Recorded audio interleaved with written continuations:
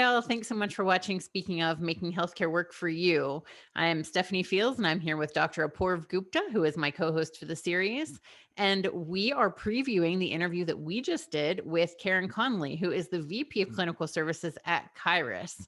And so it was a cool conversation about access to care and, again, removing barriers. But the company that she works for, Kairos, does it through sophisticated software and data, and they try to match the correct healthcare provider to the right patient. But we talked with her a lot about not only the ways that Kairos can help people, but how can people help if they're just searching the internet or they're trying to find the right provider. And she shared some really interesting challenges, including the ability for people to find the right facility for them. She mentioned people who might need a bariatric chair, so trying to be able to find those things and leaning on your primary care provider to help you find the care that you need, whether it's with them or with a specialist, because now there are so many subspecialties within all the different realms of medicine that it can be really hard to figure out who you should be talking to. And so to lean on those things, to internet search the same way that you would a product on before you buy something on Amazon or Target or Walmart, but then also to really lean on your primary care team to help guide you in the right direction if you don't have access to some of these sophisticated search portals. Apoorv, what are your thoughts on it? It was I really enjoyed that conversation as well. I've known Karen for a long time. We used to work together in the hospital setting. And for me, it's personally amazing to see the transformation that she's made in jumping from that setting to now what she feels like an opportunity where she can make a dramatic impact because she's able to do it at scale and do it across the country. It's tempting to think of access to healthcare as a straightforward issue. Maybe you think of it as well, it's just about getting more doctors or hiring more people or opening up more slots. But I think it was eye-opening to understand, well, how deeply the access problem could be connected to mental health issues, to telehealth issues, to how it's gotten better in some ways there during COVID because COVID has pushed people to explore new solutions, but also COVID is also exacerbating the problem in many ways because people are isolated.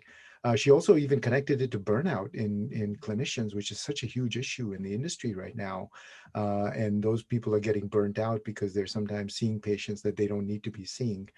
And I've really liked the analogy that we kind of used where we think that access means that your system is already at capacity, and now the only way to expand that capacity is to hire more people. But as a matter of fact, there's a lot of physicians inside a system that still have availability, yet people just can't find that availability.